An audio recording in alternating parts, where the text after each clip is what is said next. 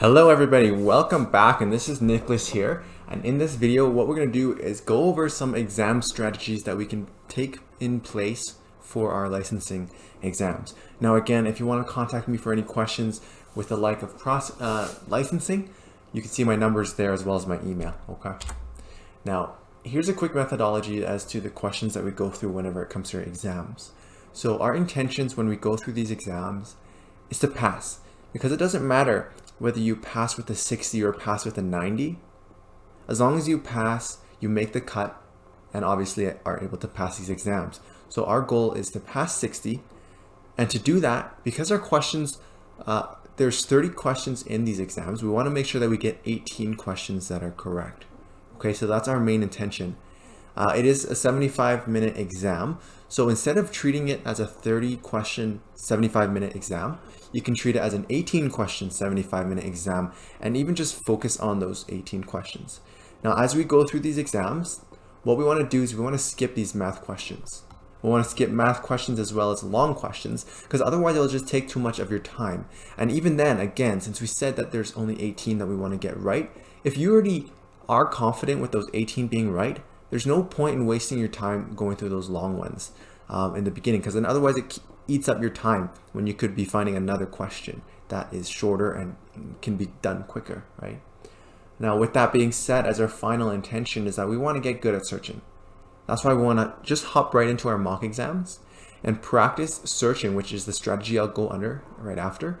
But with the searching, it helps you find the answers, because all the answers that you want to find are either word for word in the textbook or paraphrased in the textbook.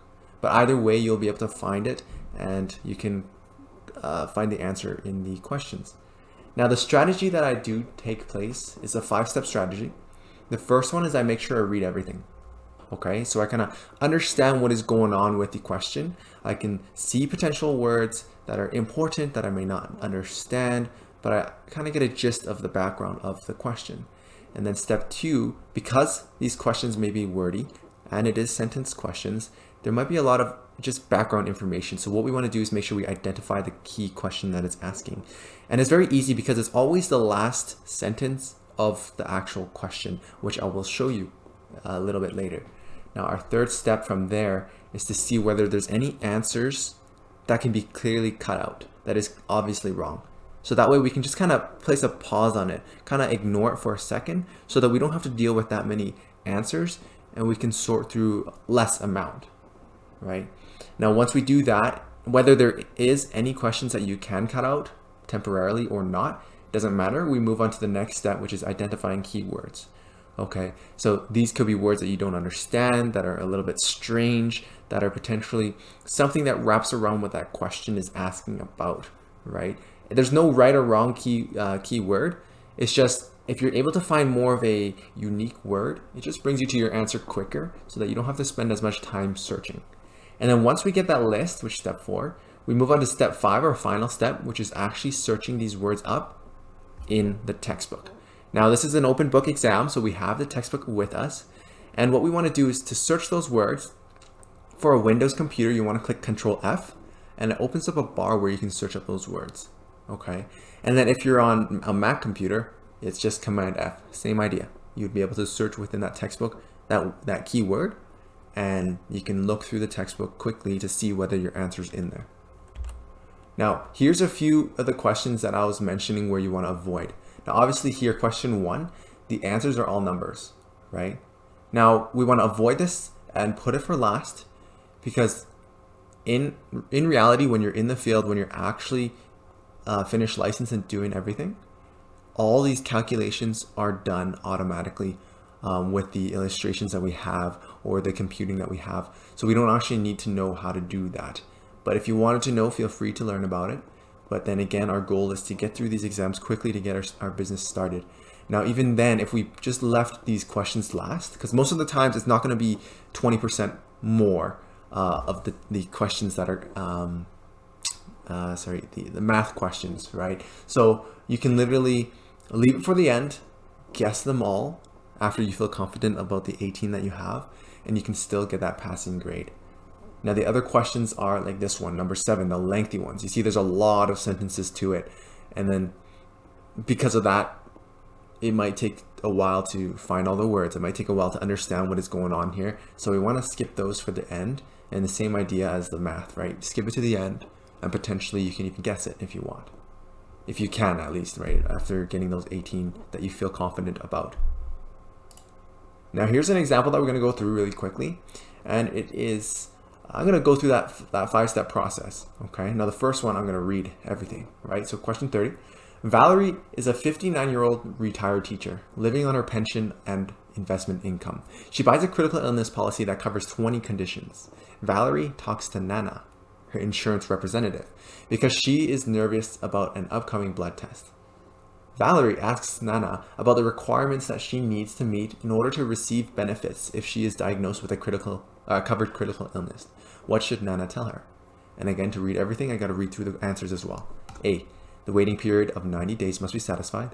B, the survival period of 60 days must be satisfied. C, the diagnosis must be made after the first premium has been paid. D, the qualification period and survival period specified in her policy must be satisfied. Okay, so that's step one. I just read everything, right? Now, as you read it, you obviously want to try to understand it as much as possible, but if not, you can always reread it again, though it does take a bit more time. But anyways, the second step is to identify the question. So this is where I said that the last sentence of this whole question here is your question. What should Nana tell Valerie? So Nana is the insurance representative. So what should this insurance representative tell Valerie? Okay, and again, tell, it just sounds a little bit vague, but just that one sentence before talks about requirements of receiving these benefits, right? So obviously you want to be able to piece these ideas together, but generally this is the question it's asking. What should she tell her? What should Nana tell Valerie? Now the next step, step 3, is to see whether any of these answers, A, B, C, or D, can be slashed out as in obviously wrong. Okay, if I read through this, maybe it's the first time you're doing it, you're unfamiliar with what they are. Okay, I'm not too sure, not too sure. Okay, and then I just read this next one. Okay, I'm not too sure. So in that case, I could keep all of them here. It just means I'm going to be working through more of them. But if you don't know whether any of these stand out to be wrong, then just continue to the next step, right? And as you do go through these mocks, you'll become more familiar with what it is you're dealing with. So perhaps you'll be able to understand that, hey, waiting period and survival period are exactly the same thing. They're just called something else. And that, oh, maybe the minimum is actually 30 days, so that these two are completely out. Now we got to focus on these two. But that comes with more practice. And as you kind of read through the textbook while you're doing the mocks, you just pick up things here and there, and then you'll notice that certain things can be easily slashed out, right? So what I just said earlier, you may not understand, but that does not matter as of right now. Now, once I finish that, step 4 is to identify the keywords. Okay. Now, I typically read from top to bottom. Even the questions may have keywords. So I just quickly look through it, right? I can even say, okay, pension, investment income, that could be keywords, critical illness, right? I can keep going, insurance representative, blood tests, requirements, received benefits, diagnosed, cover ill. As you practice more, you'll notice that obviously critical illness is a very broad thing. So we can just ignore that one, but we just want to look for those words. And we can even look here again. We can search up waiting period or survival period, maybe even first premium. But as you go through again, you have a big list, but it narrows down with familiarity, as well as understanding that as you search it up in the textbook, which is their next step, you'll see that obviously there's too many searches. The word comes up too many times in the textbook, so we can just completely ignore those ones. So once we do identify all these words, even qualification period, right, we go to our final step, which is to search the words, okay, until the answer is found. Right. So for instance, if we just ignore what's up here, we can search up waiting period, survival period, qualification period, until we actually find a word for word or a paraphrased answer of the sort. Okay. Now for this instance, it is actually D, because once you search up even waiting period, you'll notice that obviously it says they're the same thing, and it also says that they both need to be satisfied. But obviously you got to look through the textbook for that. But that's essentially how we go about going these questions. That's the strategy that we want to be taking when we do these exams. And again, although it may be daunting at first, with practice, the goal, obviously going through most of the mocks, is to gain that ability to identify words quicker, search it up quicker, and to know what it is that you want to be doing. And again, while you're doing that, you obviously pick up some idea of what it is that you're juggling with for that particular chapter. Now again, if you have any questions, feel free to contact me through my number or my email, and I'll be happy to help you through your journey through licensing. Now enjoy the rest of your day. Cheers.